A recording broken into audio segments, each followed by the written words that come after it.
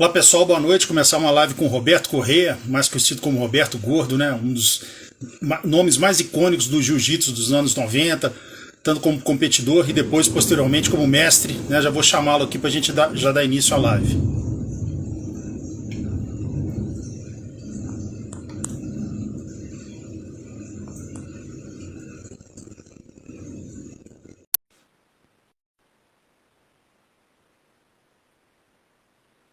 Chamar o mestre aqui para a gente já dar início a esse bate-papo. Opa, fala mestre, tudo bom? Opa, tudo bem?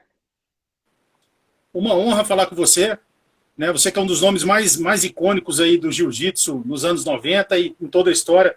Tudo como um grande competidor que você foi, principalmente também como ali o que você ajudou na parte técnica ali com a minha guarda, enfim, que ela era de um jeito, você adaptou ela para o seu estilo, indo para as costas, enfim, colocando ataques que ela não tinha, e fora, né, o grande mestre que você é e o grande educador e o grande competidor que você foi. Então, uma honra aqui para o canal MMA Debate estar conversando com você.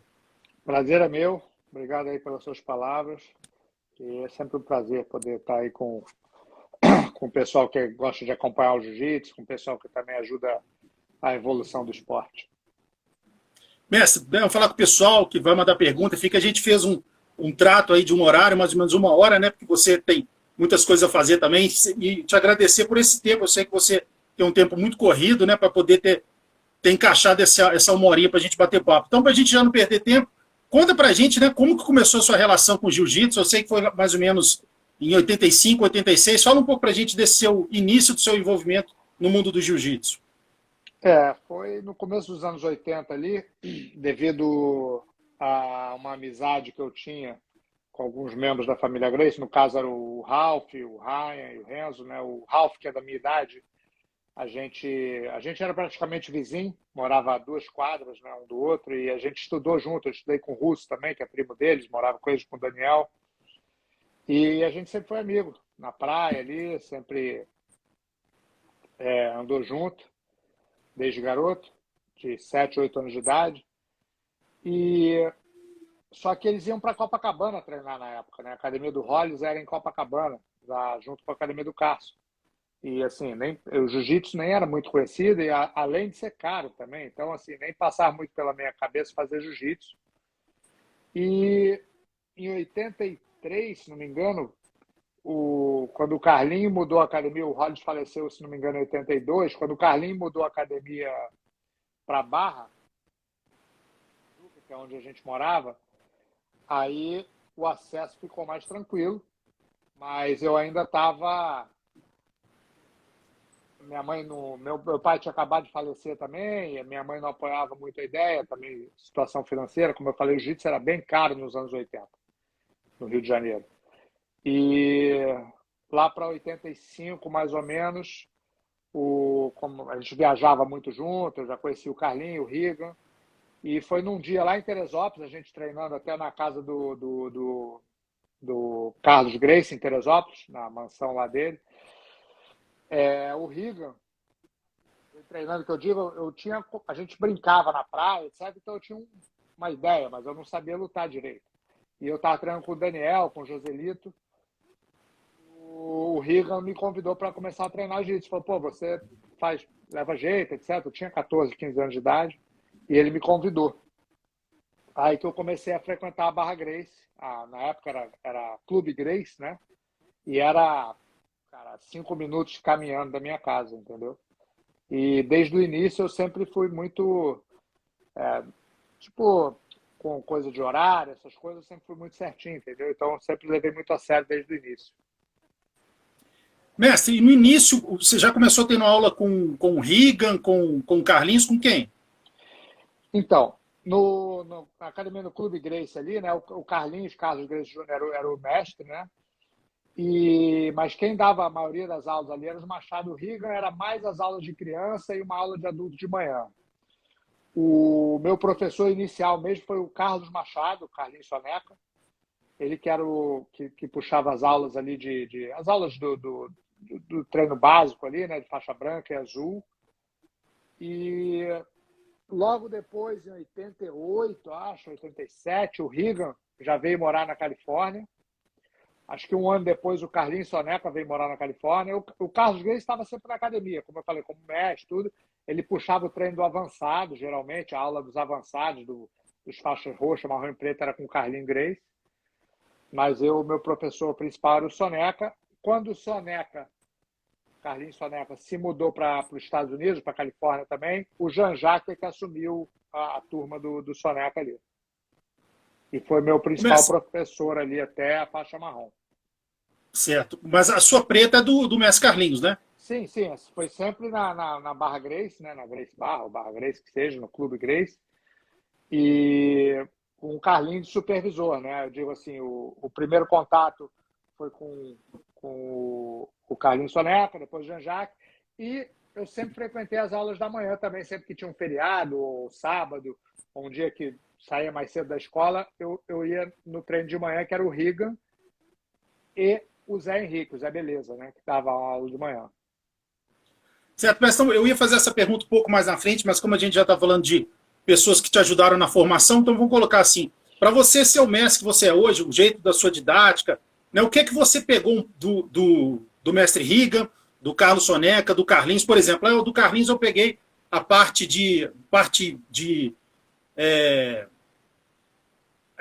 disciplina, do mestre Riga, a parte mais técnica, enfim, se juntar o que você é hoje como o grande mestre que você é, você acha que você pegou o que de cada um para formar a sua estrutura didática?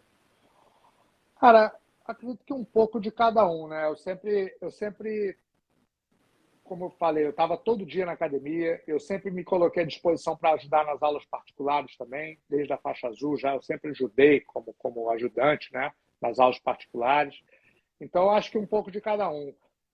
Assim, um espelho realmente de professor, o Jean-Jacques, que foi com quem eu tive mais tempo, entendeu? De aula, principalmente na parte técnica, entendeu? O Jean-Jacques e o Renzo. O Carlinho, mais como aquela figura do mestre mesmo, um cara que estava sempre presente, que dava muita dica para a gente, assim, pré-campeonato, um cara que dava muito conselho para a gente, não só de jiu-jitsu, mas na vida também, na parte de alimentação, de educação, de várias coisas, entendeu? Mas eu acho que é um pouco de cada um pouco do Zé Beleza também, que foi quando eu ainda era faixa marrom, eu comecei dando aula na academia, que hoje é a Leão Teixeira, ali na Gávea. Eu e o Sonequinha começamos dando aula ali com o Zé de instrutor. Então, eu fui instrutor com o Jean-Jacques e fui instrutor com o Zé Beleza. Então, acho que esses dois, e com o Renzo também na Grace Palermo. Então, essas três pessoas eu acho que têm bastante influência na minha didática.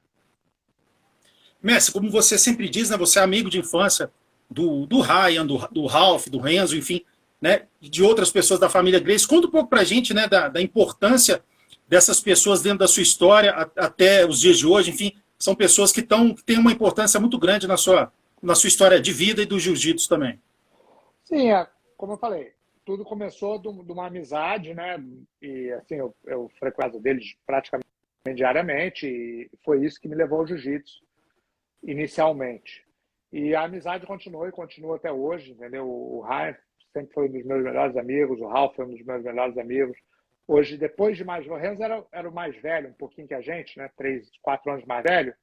Mas depois da fase adulta, eu tive muito contato com o Renzo também, que a gente deu aula junto. E a gente é muito amigo até hoje. E, na realidade, frequentar a casa da família Grace ali, no caso, a casa da Vera Lúcia, né, da mãe deles, e do Robson, é diferente. Porque numa casa da família Grace, você respira jiu-jitsu o tempo todo. Entendeu? Na hora que está assistindo televisão, está se falando de jiu-jitsu. Numa brincadeira, é com jiu-jitsu. Quando está no quintal jogando futebol, tem jiu-jitsu. Na parte de alimentação, já era nos anos... Hoje em dia se fala muito de alimentação saudável e vegetariana, etc., que seja. Nos anos 80, o Carlos Grace, o pai, né? No caso, o avô do Ralph, do Renzo, ele já era preocupado com isso. Então, já tinha essa educação alimentar na casa deles, entendeu? Então, realmente assim, se você vê na entrevista deles, né, do Rickson, outro dia eu estava lendo o livro do Rickson, eu já vi o Renzo falando, até o Jean-Jacques, os caras nasceram praticamente de kimono, entendeu? Isso faz parte. E eu poder passar a minha pré-adolescência, adolescência ali junto, dentro da casa deles, com certeza somou muito. Mestre, até uma curiosidade, né? Já que você falou que você foi lá na casa do grande mestre Carlos, você, lógico, deve ter. Não sei se você conviveu com ele, mas você conheceu ele pessoalmente, chegou a conversar alguma coisa com ele. Qual a lembrança que você tem disso? Ele era um cara mais calado, mais calmo? Fala um pouco pra gente, até uma forma curiosa, né? Que a gente não teve a oportunidade de conhecer e você teve. Como é que era o grande mestre, a personalidade dele? Então, eu conheci, mas assim, muito pouco. Na casa dele de Ipanema, ainda na época ali. Eu fui lá uma meia dúzia de vezes, assim, que eu fui lá com o Ralph, alguma coisa, num almoço de família, alguma coisa, eu estava junto. Mas eu tive muito pouco contato, né?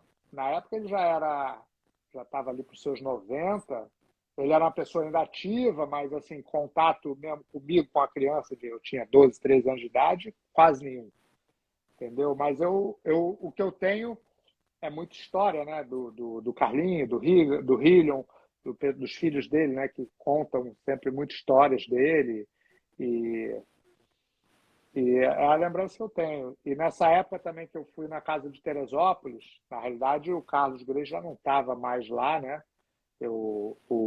Na realidade a gente ia muito para Teresópolis na época de carnaval e tudo, e o Carlinhos, que tinha um quarto na casa, né? Uma casa de 20 quartos lá, o Carlinhos emprestava um quarto para gente. E na casa também tinha o tatame, né? Na academiazinha. Então, quando a gente ia treinar, a gente treinava ali.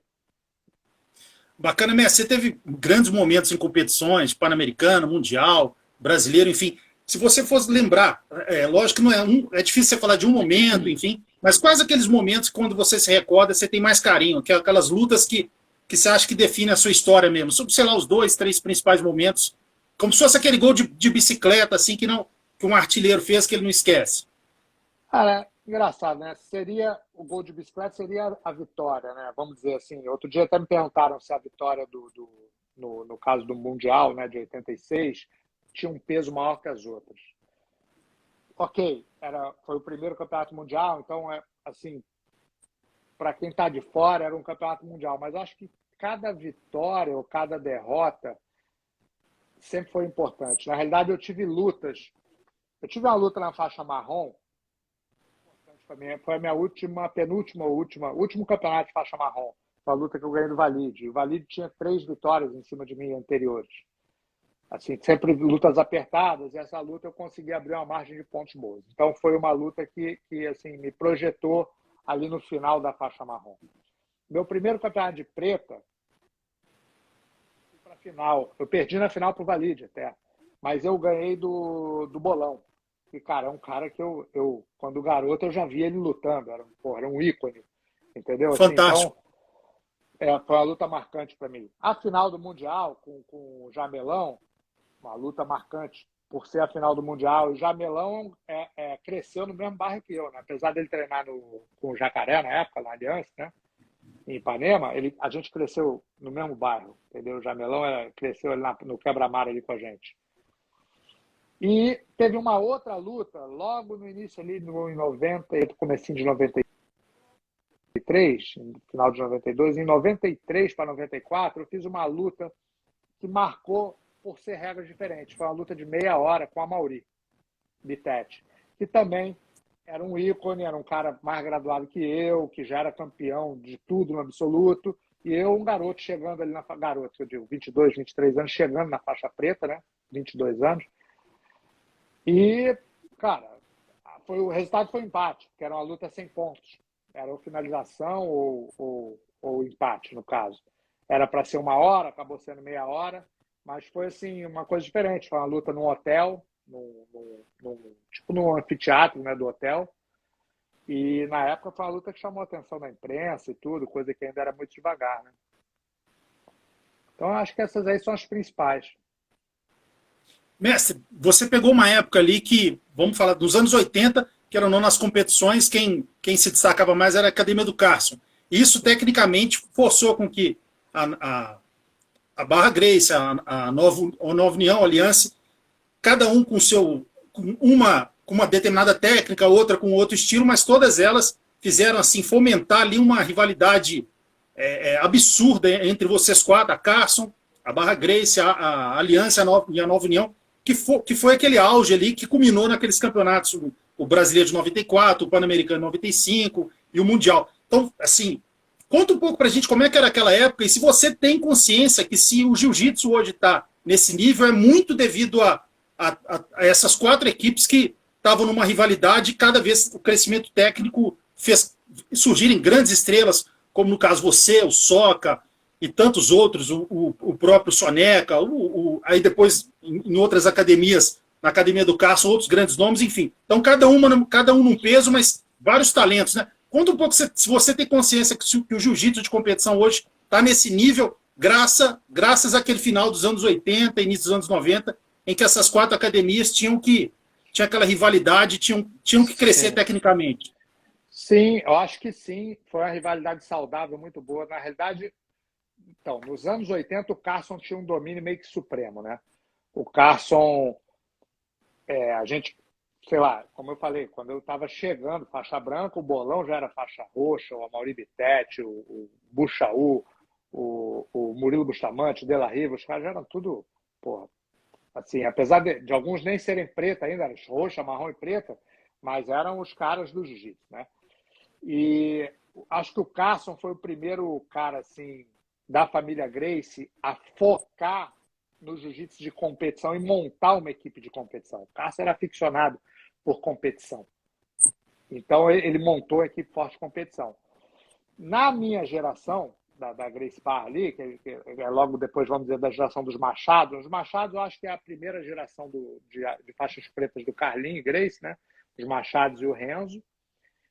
E daí vem o Nelson Monteiro, e depois vem a minha geração ali, eu, Daniel, Ralf, Joselito, o Márcio. E a gente, cara, a gente mirava ele, a gente tem que ganhar deles, entendeu? E como eu falei, na época era o Clube Gracie. A gente entrava em campeonato, na época, junto com a Gracie Maitá, junto com a Academia do Ricks e do Royler. Era um nosso e um deles. Às vezes tinha um treino junto para ver quem é que ia lutar campeonato. A Corpo 4 era uma outra equipe forte, que era do Álvaro Barreto. E a Nova União, na realidade, não tinha se unido ainda ali nos anos 80. E a Aliança, no caso, era o Jacaré, que também, o Jacaré, devido acho que ele ter vindo do Hollis, ele tinha esse negócio de competição também, e ele tinha o Fábio Gurgel, eu me lembro o Traven, o Fábio Gurgel, o Fábio Amédio, era um pessoal que estudava educação física, se formando ali em educação física, e, cara, eles tinham um time forte também voltado para a competição. E isso, vamos dizer, nas faixas coloridas ali, era rivalidade, mas o Carson dominando.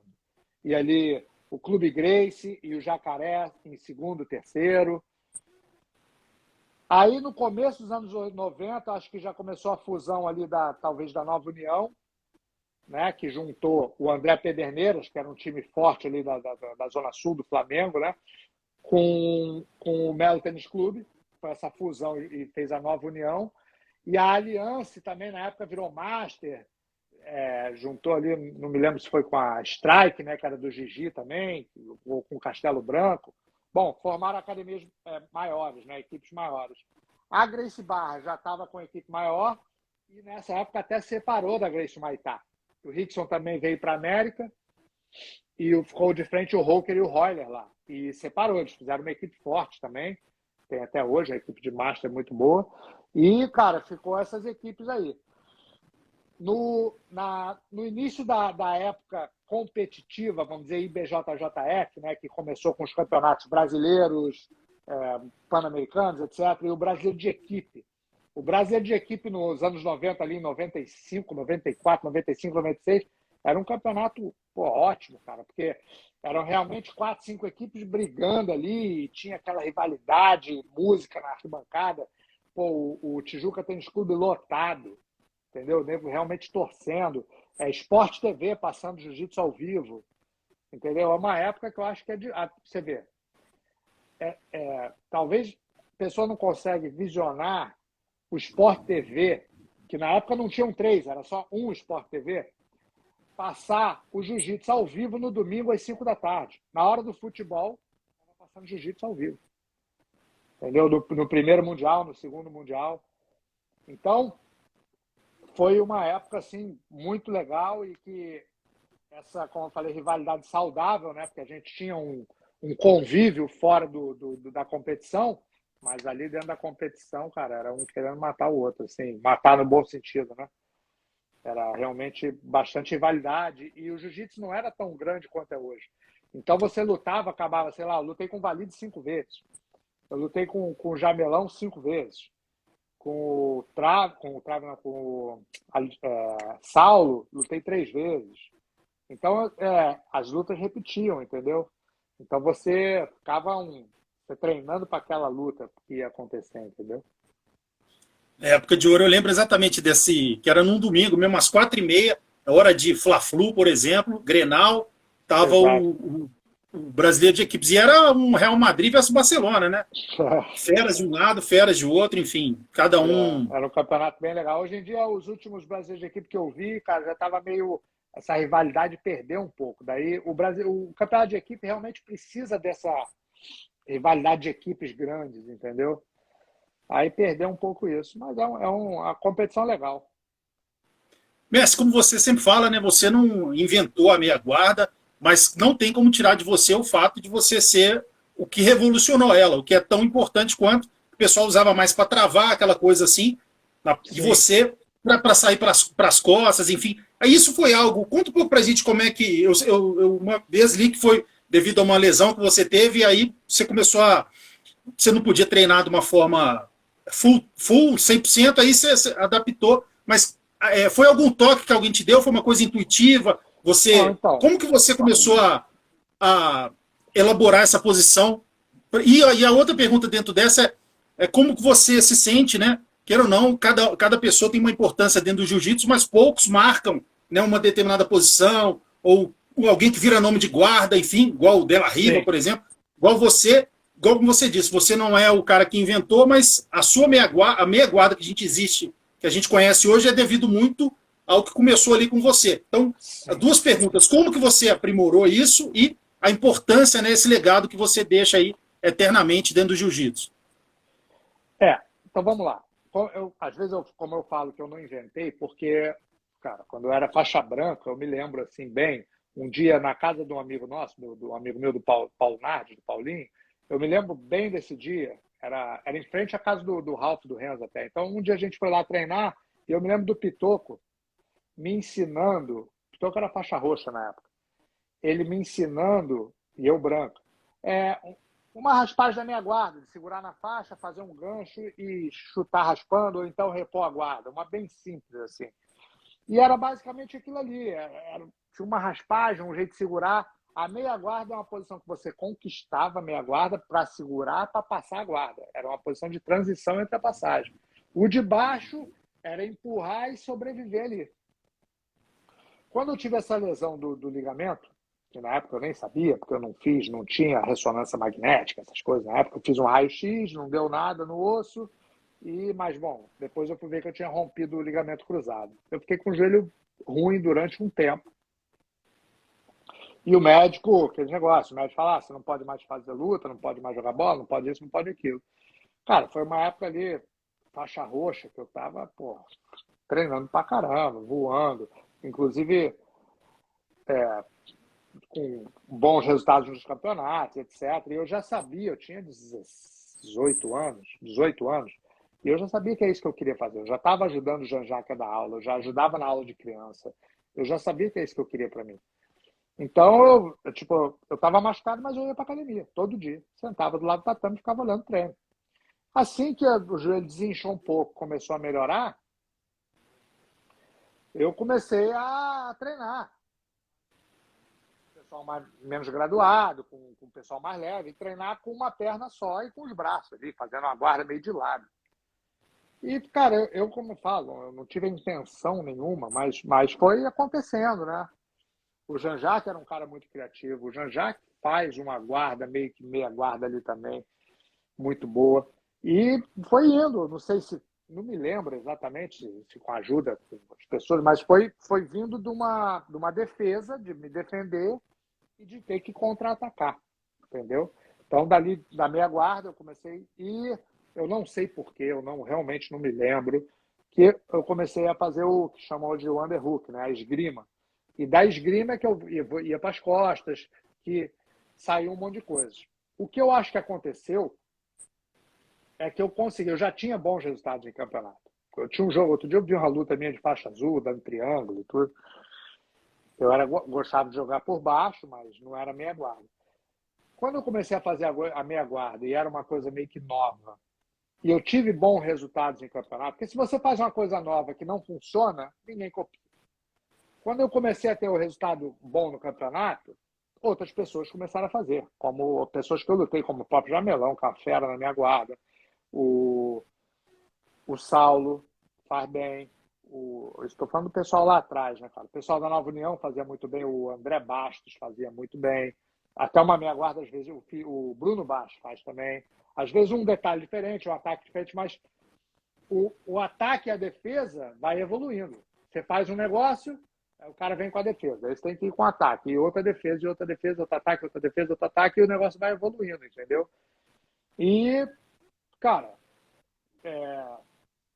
vamos dizer que eu fui o percussor ali de mostrar que podia sair alguma coisa da minha guarda, que é uma posição que é fácil, assim, entre aspas, de fazer, não requer flexibilidade, não requer muita força, muito como é que é o nome? Mobilidade no quadril.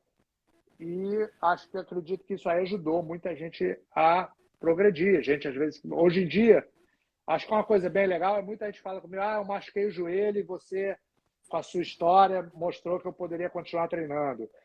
Uma coisa que me chamou a atenção, cara, um mês atrás, 25 dias atrás, eu fui numa competição aqui em Miami. Era um campeonato desses de lutas casadas, né? Um Fight to Win. E 2 garotos americanos se aproximaram de mim ali, garotos de provavelmente 10, 12 anos, menos de 15 anos. E, Gordo, eu poderia tirar uma foto com você em inglês, né? Aí, tipo assim, eu meio que me surpreendi, porque a garotada nova, em geral, muita coisa. Entendeu? Às vezes você fala, sei lá, do Leonardo Castelo Branco, do Amaury Bittetti, os caras. Tem gente que fala, tipo assim, quem é esse cara? Lógico, tem muita gente que também não me conhece, mas assim, como eu tenho aluno lutando até hoje, tive aluno campeão mundial esse ano, eu continuo na ativa, até pouco tempo atrás eu estava como coach de lutador de UFC. Eu ainda tenho um conhecimento, mas tem muita gente da minha época que esqueceu. E quando você vê uma garotada de 10, 12, 13 anos, principalmente americano, vendo que existe história, sabendo que acontece, e eles falaram, posso tirar uma foto com você? O nosso jogo é de 2 garotos. O nosso jogo é de meia guarda, e a gente lutou hoje aí. Eu falei, que legal, não sei o que, ganhar. Não, ganhei, não sei o que, ganhei fazendo meia guarda. Então, realmente é gratificante, entendeu? Como você falou,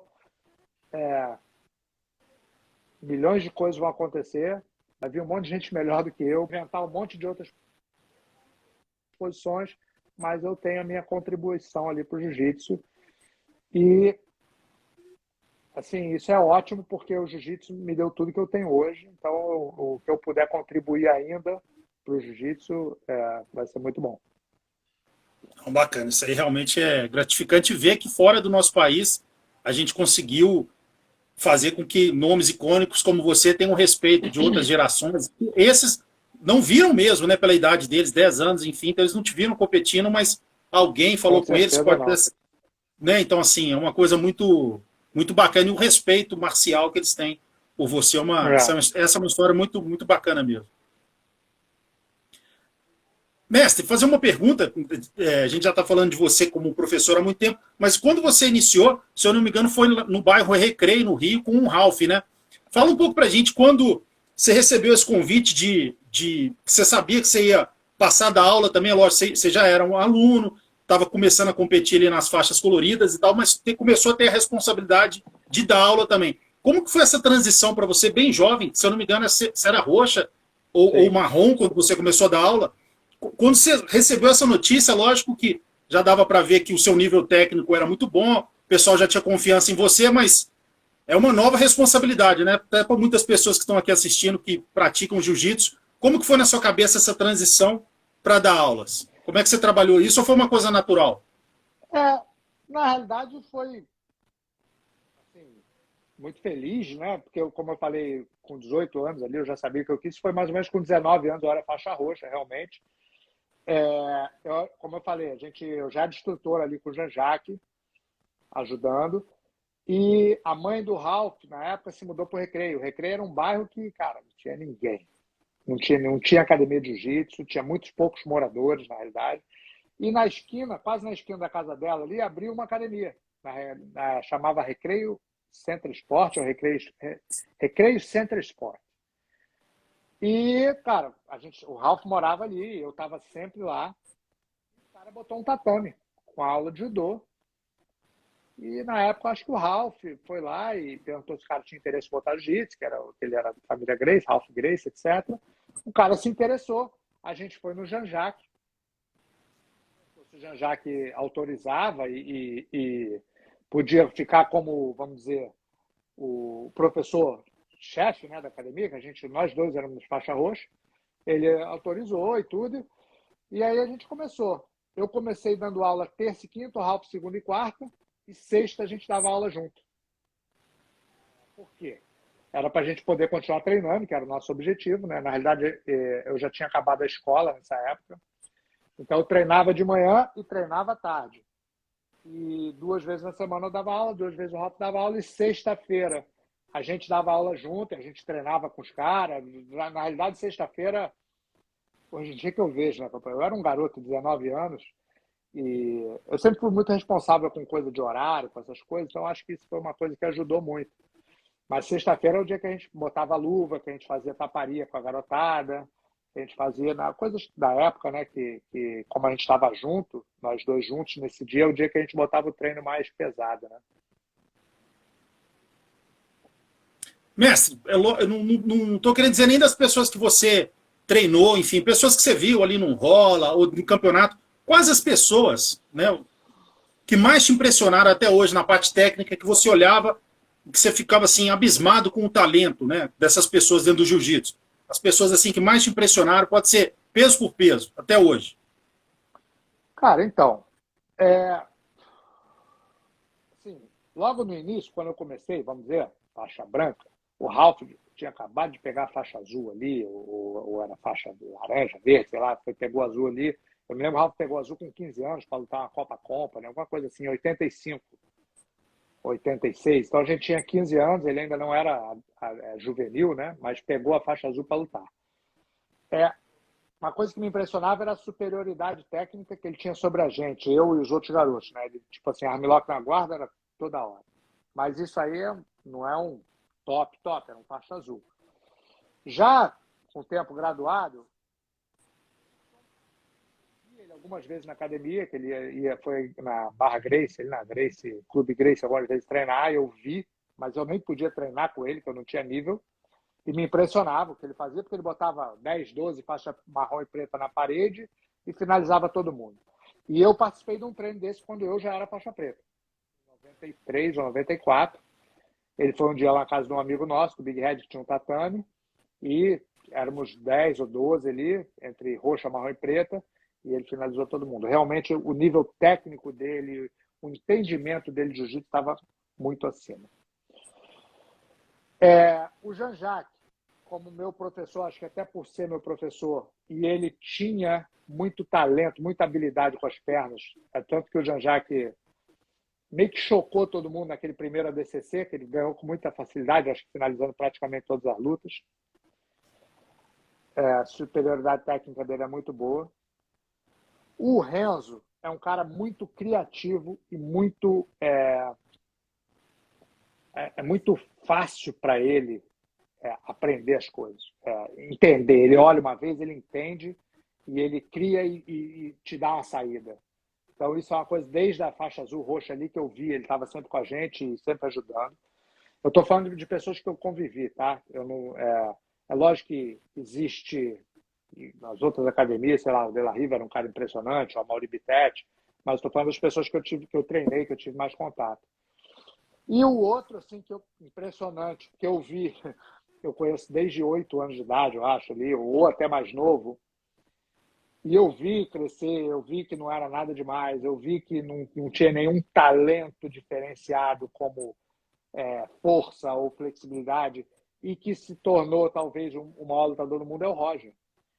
E assim, eu me lembro ele na faixa roxa, quando ele estava virando o Roger. E a gente sempre na academia, mas sabe quando tem um dia que fala assim, opa, esse garoto tá diferente. Até ontem eu batia nele, de repente o cara muda. Então, realmente, teve outros que eu vi bons assim, mas o Roger realmente passou do outro patamar, né? Como dizem, né? Ele realmente superou todo mundo ali num certo momento, entendeu? Messi, falando até na amizade que você tinha com ele, com o Raya, né? Agora tem o Ryan que vem se destacando aí como um fenômeno. Com certeza você também tem um relacionamento com ele bacana e já viu ele em ação, enfim. Como é que você vê aí essa ascensão dele? E ele também parece ser um novo fenômeno Gracie surgindo aí, né? O Hiron, ele sempre tive bastante contato com ele. A avó dele levava ele para treinar quando eu morava no Rio ainda. Ele, garoto, pequenininho lá, faixa branca, ia treinar lá com a gente. Na realidade, ele ia na academia brincar, né? Ele brincava na aula de criança, depois ficava ali com os adultos ali com a gente, que como a maioria das pessoas realmente inicia no jiu-jitsu ali, principalmente da família, né? Porque eles estão no tatame todo dia. Mas o Hiron é incógnito, ele cresceu muito, né? De repente, eu me lembro ele com 11 anos, eu me lembro dele de uma fase dele com 11 anos, o meu filho é mais velho que ele, uns 4 anos, eu acho. Ele com 11, meu filho com 15, ele passou meu filho de tamanho. Eu falei, caramba, o moleque é um gigante. Mas, cara, nada é programado, ninguém treinou ele para ser o campeão. Ele teve o mesmo treinamento que os outros. Em um certo momento, ele resolveu se dedicar mais. E a dedicação dele, eu acho que levou ao que ele está conquistando agora. Ele tem algumas características que eu não gosto de comparar, né? Eu nunca comparei o Roger com o Rickson, vamos dizer. Eu não gosto de comparar o Hiron com o Roger ou com ninguém. Mas o Hiron é muito calmo, coisa que o Roger também era. E ele tem uma teimosia que o Roger também tinha. É uma teimosia de querer melhorar, de querer aprender, de querer que isso, acho que levou o Roger à proximidade da perfeição. E o Hiron tem isso. E ele, cara, ele está trilhando o caminho dele. Ele está em Nova York ali, com a supervisão do Renzo hoje. Mas ele corre atrás da vida dele. Ele está ali, ele treina todo dia, ele treina aqui, ele treina ali, ele cola no Gregor, que é um cara que está de frente na equipe de competição. Ele sempre que a gente está no tatame junto, ele tem uma pergunta para fazer para mim, ou para o pé de pano, que seja, ou para o Renzo, ou para quem estiver no tatame, ele sempre tem uma pergunta técnica, ele sempre quer evoluir tecnicamente. Em vez de só treinar forte, se preparar fisicamente para ficar forte e ganhar campeonato. Não. A preocupação dele é lá na frente. Entendeu? Ele quer ser. Eu acho que ele está trilhando o caminho dele, porque ele quer ser um campeão, um grande faixa preta. Entendeu? Os resultados que estão vindo agora só vão melhorar e somar. Mas eu acho que o objetivo, né, eu vejo assim, as faixas coloridas, todo mundo gosta de ganhar, ninguém gosta de perder, mas as faixas coloridas são uma preparação para quando você chegar lá em cima, entendeu? Então a parte técnica é muito importante e ele está sempre evoluindo nessa parte. Bacana, Messi. Eu sei que você, em vários momentos, até pelo da sua proximidade, amizade com o pessoal da família Gracie, em alguns momentos que eles lutavam Vale Tudo, MMA, você teve ali na participação com eles, do corner, enfim, e de outros lutadores também. Então você sempre, além de treinar pessoas, praticantes de jiu-jitsu, advogados, médicos, pessoas que não querem competir, você também sempre teve uma equipe de competição e também você sempre ajudou ali o pessoal dentro do MMA. Hoje em dia, como é que tá? Você ainda participa de algum camp, se você é chamado? Hoje em dia, você tem a sua equipe também? Fala um pouco pra gente, ou você não está mais fazendo camps? Fala um pouco para a gente desse seu momento. Então, a competição é uma coisa que eu gosto, né? Como eu falei lá atrás, essa garotada que eu dava aula, quando eu tinha 19, 20, 21 anos e eu competia, até os 33 eu competi em alto nível, vamos dizer, cara, meus alunos eram meu time, que eu treinava com eles e eles estavam meus seguidores e a gente ia para o campeonato junto. É lógico que hoje, se você for ver, sei lá, 90%, 95%, 98% dos meus alunos não competem. Isso é na maioria das academias. Entendeu? O público do jiu-jitsu cresceu muito. E o pessoal faz jiu-jitsu por saúde, ou por defesa pessoal, ou por um esporte que seja, mas não é exatamente com a preocupação de competir. Porém, quem quer competir, eu apoio, porque eu gosto. Eu gosto de estar na competição. Hoje mesmo, eu vi o garoto me mandou a foto, o Paçoquinha, né, o Enzo Lopes, ele foi campeão europeu, virou adulto agora, foi campeão ano passado juvenil, agora foi campeão europeu hoje de adulto. E assim,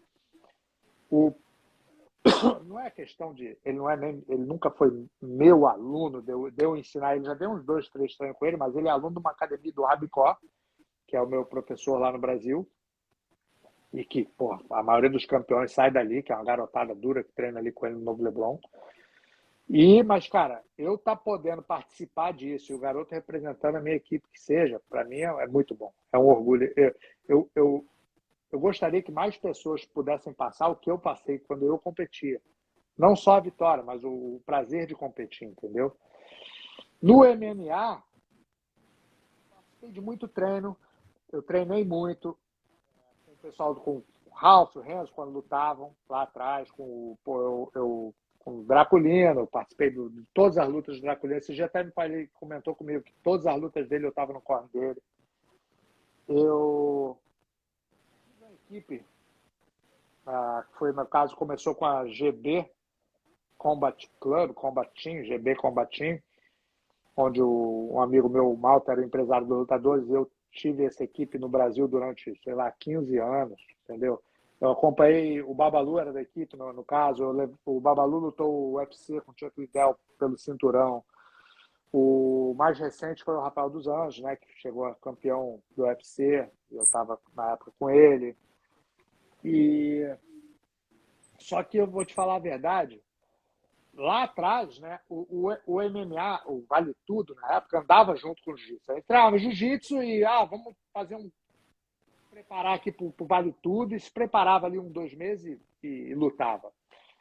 Com o MMA, o nível mudou, entendeu? Hoje não tem um cara que treina jiu-jitsu e vai ali lutar um MMA. O cara tem que realmente treinar MMA. E isso requer muito tempo do lutador, do professor. Então, a equipe de MMA, que eu tive ali por 15, 16 anos no Brasil, não me afastou do jiu-jitsu porque eu estava na academia todo dia, mas me afastou um pouquinho da competição do jiu-jitsu. Me afastou um pouquinho dos meus atletas competidores, porque todo fim de semana era viagem para MMA, viagem para MMA, viagem para os Estados Unidos, viagem não sei para onde, para a Europa. E o jiu-jitsu, que realmente é a minha paixão, estava ficando um pouquinho de lado, entendeu? Eu nunca deixei de lado, mas muito ocupado, não tinha tempo. Caiu aqui. Daí eu fui em 2015, não, em 2000, acho que 12, 13, eu comecei a não querer mais o MMA, a academia, o jiu-jitsu, a parte da academia de jiu-jitsu estava crescendo muito, não tinha espaço físico para o MMA. E eu fui acabando com a equipe, ainda tinha um pessoal ali, o Rafael dos Anjos, o Edu Pachu, o Diego Braga, o pessoal que estava lutando ainda ali, eu até o fim, mas fui encaminhando. Teve um pessoal que foi para Tim Nogueira na época, o Rafael dos Anjos se mudou para a América, e foi o único cara que eu continuei, que eu vinha para os campos dele, ficava um mês aqui com ele na casa dele, etc. Ainda continuei com ele até 2016, talvez 2017 foi a última luta que eu fui com ele. Só que em 2015 eu mudei para Abu Dhabi. Fiquei 100% no jiu-jitsu de novo. Continuei com a minha academia no Brasil, de jiu-jitsu, mas acabei com o MMA, o foco foi 100% jiu-jitsu de novo. Fiquei 2 anos em Abu Dhabi, até o final de 2017, e vim para cá.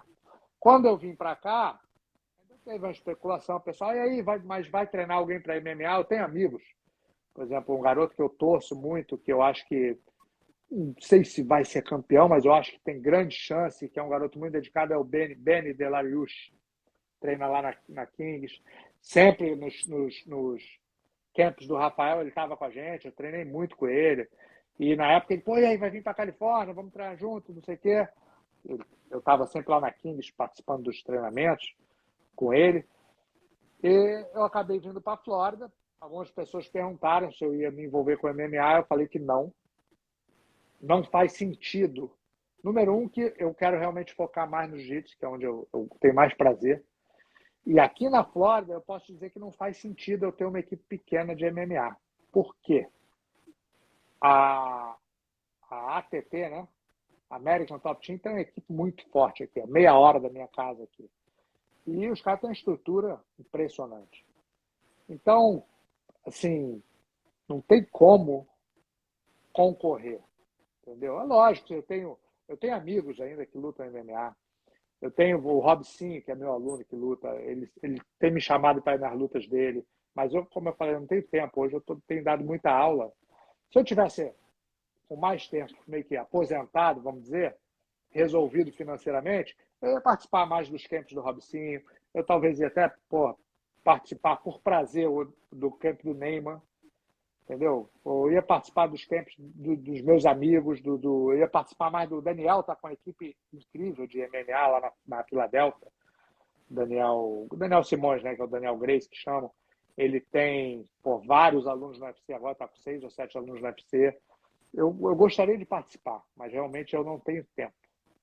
Entendeu? O último camp que eu participei, assim, acho que deve ter sido do Rafael dos Anjos, e em 2015 eu participei de um camp do Celcinho também, que é meu aluno. Como eu estou falando, se o Celcinho amanhã, ele não vai mais lutar, eu acredito, em MMA, mas se ele for lutar, talvez eu vou lá participar, se ele me convidar, se ele fizer questão que eu vá, entendeu? O Braga Neto... Ele te mandou um abraço, ele tá vendo a live, ele te mandou um abraço, Celcinho. Eu vi ali. O Draculino entrou aí agora também. Draculino, imagina, Draculino com 50 anos resolve lutar um vale tudo, eu vou ter que ir na luta dele, participar do campo, imagina isso. Tive a honra de entrevistar o Draculino, além de ser um monstro, né, como dentro do jiu-jitsu, uma pessoa finíssima, e aqui em Belo Horizonte ele manda. Se ele chegar aqui ele é o rei. Draculino é rei de BH. E agora do Texas também. Com certeza. Mestre, já que a gente falou um pouco de MMA, fale um pouco pra gente, em termos de jiu-jitsu, quais os nomes atualmente mais, pode ser 2, 3, enfim, ou mais, se você lembrar, que mais te impressionam as pessoas que praticam o jiu-jitsu dentro do MMA, ou seja, tipo o Charles do Bronx, pessoas que têm o jiu-jitsu dentro do MMA, e depois da outra pergunta hoje em dia, nas competições de pano, quais os nomes que também te enchem os olhos dessa atual geração? Pode ser qualquer peso também. Pode ser 3, 4 nomes do jiu-jitsu dentro do MMA e das competições de pano mesmo. Então vamos lá. No MMA, eu posso falar que eu não acompanho mais MMA igual eu acompanhava. Sábado agora teve até umas lutas boas, eu assisti. Eu costumo acompanhar ainda, mas não tenho muito assim, foco. O Benny, que eu te falei, o Benny Delariush, ele é faixa preta de jiu-jitsu de alto nível. Só que ele nunca competiu no jiu-jitsu, ninguém sabe, mas ele foi aluno do Mamute ali na Califórnia e do Romo Barral, e ele tem um jiu-jitsu de altíssimo nível, e isso ajuda ele. Ele não aplica muito, porque ele também é bom na trocação, ele acaba... Só que a defesa dele do jiu-jitsu é muito boa. O cara que impressiona as finalizações, que não tem o que falar, é o Charles, né? O Charles do Bronx, que eu acho que ele é o maior finalizador do UFC, então... E antes dele, acho que o Demian também, que era o recordista. Acho que o Demian é um cara que aplicou o jiu-jitsu puro, assim, um jiu-jitsu muito bom no MMA. E hoje o Charles. Hoje o nome assim, do jiu-jitsu é o Charles, que é uma fera na trocação também, né? No strike, no Muay Thai. Mas a segurança que ele tem na guarda dele, na finalização dele, acho que dá mais, deixa ele mais à vontade na trocação, porque se derrubar ele, não tem problema. E o Verdun, que eu acho que é o mesmo caso. O Verdun é um cara que troca Muay Thai sem se preocupar com a queda. Porque se cair por cima dele, vai sofrer na guarda dele. Então ele fica à vontade, entendeu? No Muay Thai ali, no MMA. E no jiu-jitsu de pano, cara, pô, tem muitos nomes, né? Assim, da geração aí, das últimas gerações. Bom, o que o Bochecha fez não dá para apagar, né? Tô falando das gerações mais atuais, tá? Ali, vamos dizer, um pouquinho mais atrás do Roger, aí o que o Bochecha fez ali não dá, o cara bateu em todo mundo. E desse último Mundial, tem vários nomes. Mas aquele garoto peso médio, eita, eu tô ruim de nome, hein? Da AOJ, dos mens, peso médio, foi campeão. Eu também tô com. Eu sei quem é, mas me deu um branco aqui. O pessoal vai ajudar a gente aqui. O moleque é uma fera. Esse aí, cara, realmente eu vejo ele. Ele, quando luta com mais ou menos, ele atropela. E com os bons, eu vejo que ele tá sempre um passinho na frente. O garoto é muito bom. E o outro peso galo. Você tá falando do Mica Galvão? Não, o Mica não lutou o Mundial de Preta. O Mica tá chegando não. agora. Tainan. É o Tainan, isso. Esse Duarte, né? é fera também. Tainan. Tem vários, cara. É difícil citar um e não citar outro, porque o outro garoto que ganhou A próxima do Mica que vai ser na preta já. O outro garoto. O Mico acho que não pôde lutar porque não tinha tempo, né? De IBJJF. A próxima já vai ser na preta. Ó, o peso, os 4 pesos, campeões ali, até o peso, todos campeões, mas os 5 campeões até o peso médio, o peso galo, que é o do Malfacine, cara, nesse peso eu acho que esse garoto é imbatível. E até no peso de cima eu acho que ele também é enjoado.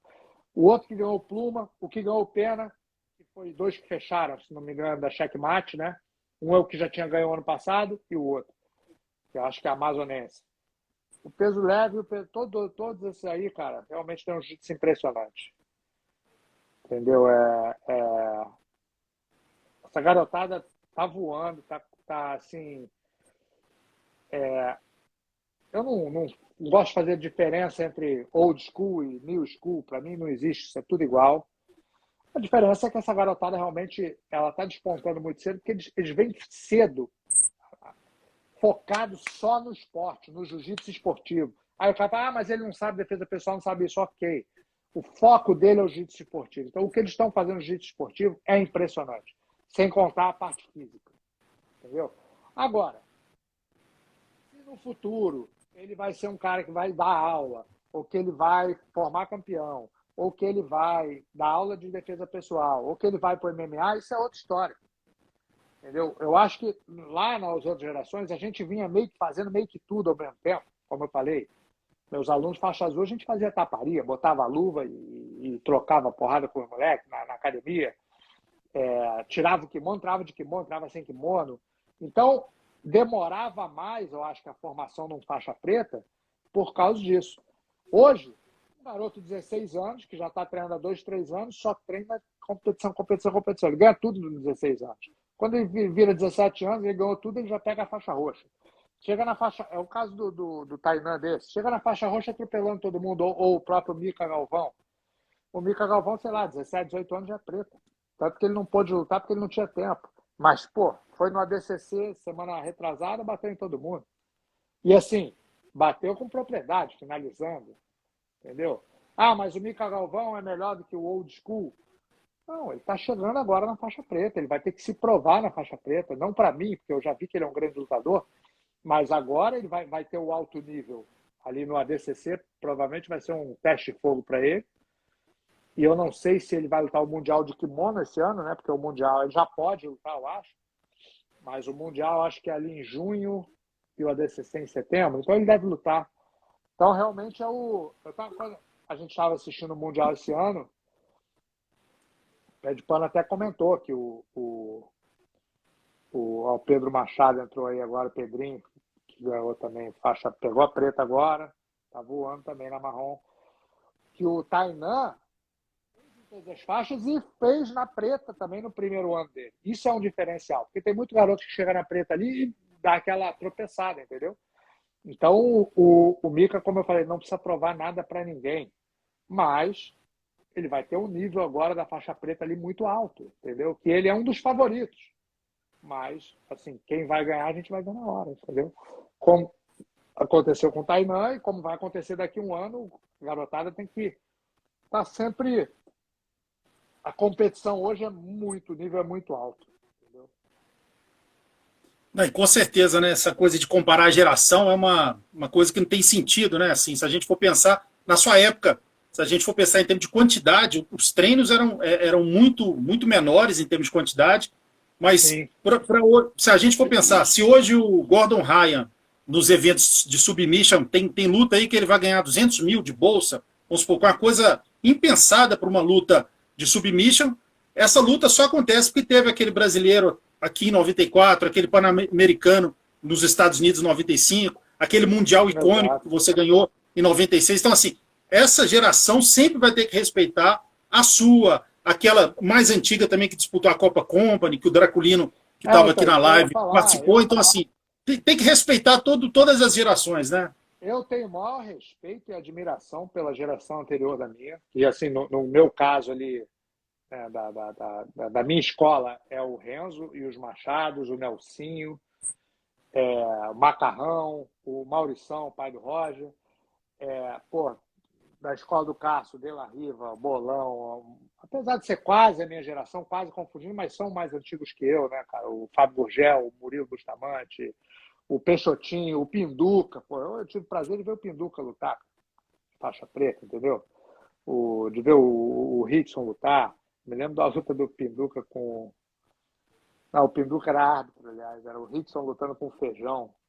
Um cara que era da Cadepol e o Pinduca era o árbitro. Aí o cara, porra, o cara se estrou com o Pinduca. Bom, eu assisti o Vale Tudo lá, da época do... Isso eu não fazia, quer ver, esse eu não fazia jiu-jitsu ainda. Foi ali que eu estava começando, acho que eu estava começando, ou estava começando a dar meus primeiros passos. Eu estava fazendo, eu era faixa branca, eu acho que foi em 83, 84. O Marcelo com o Molina, o Pinduca com o Marco Rua. Eu fui para o Maracanãzinho. Quem levou a gente foi eu, Ralf, Daniel, Joselito, Ryan Russo, a gente foi. Quem levou a gente foi o Márcio Macarrão, né? O grão-mestre Márcio Macarrão, que é o pai do Neymar. Ele era casado com a irmã do Ralf, né? Com a Carla, que é a mãe do Neymar. E ele que levou a gente para a luta, me lembro até hoje. Ele levou um tripé, uma filmadora, a gente ficou do lado do ringue ali, né? O Robson, na época, era o chefe ali do Maracanãzinho, e botou a gente para dentro lá da luta. E, pô, hoje que eu vejo que eu era um garoto de 14 anos ali.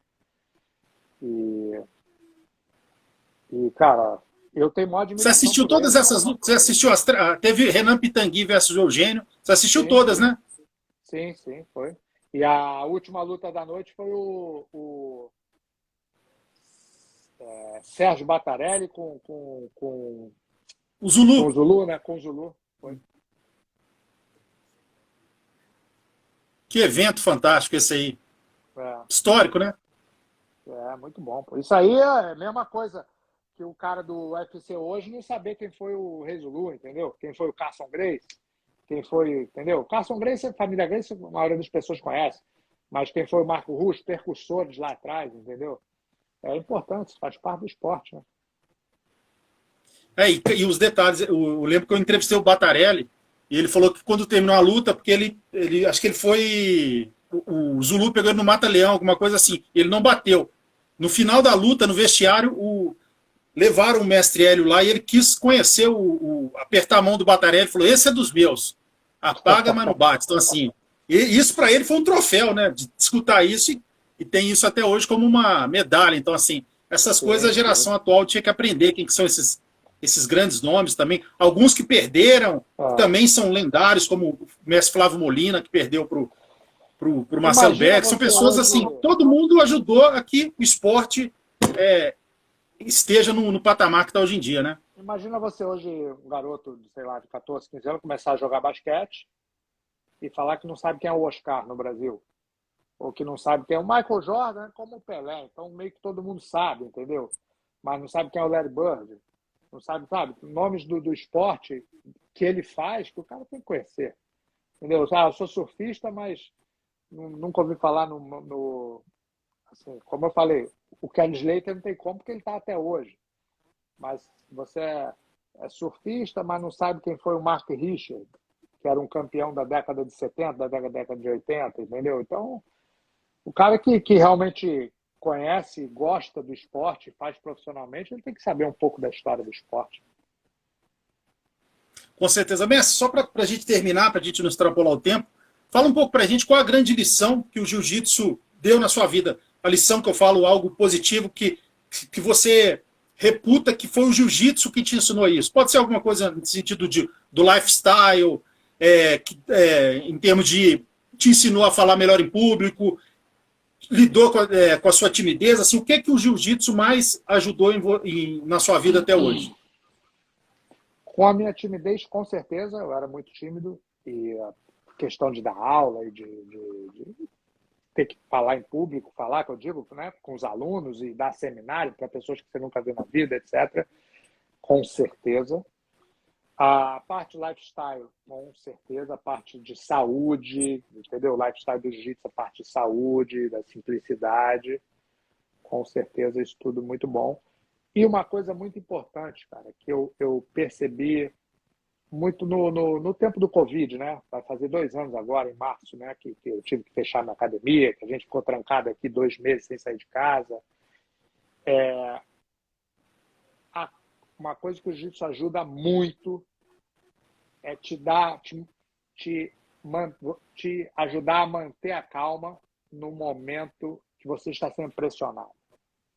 Você ter calma para poder pensar e agir da maneira que você achar mais correta. Não ficar desesperado. Aguentar o tranco. Entendeu? Isso eu acho que é a parte muito importante do jiu-jitsu. E que ensina, que eu vejo dando aula ali, que ensina. Você aprende a sofrer, vamos dizer. Entendeu? Tem que aguentar. Não é só o lado bom. Você tem que aguentar o lado ruim, e o jiu-jitsu te ajuda a isso. E achar a solução, a saída, né? Achar a solução para aquilo ali. E é um esporte também, se a gente for pensar na prática mesmo, assim, recreativo, ali um rola, uma brincadeira, ou numa competição, você está sempre pensando, né? Tendo a guarda, fazendo guarda, ou tendo a guarda, você está sempre tendo que pensar rápido, né? Uma coisa bem intuitiva, bem inteligente. Você tem que pensar e resolver, e reagir, entendeu? Não te dá muita escolha, não. Você aprende a pensar sob pressão. Isso é muito importante.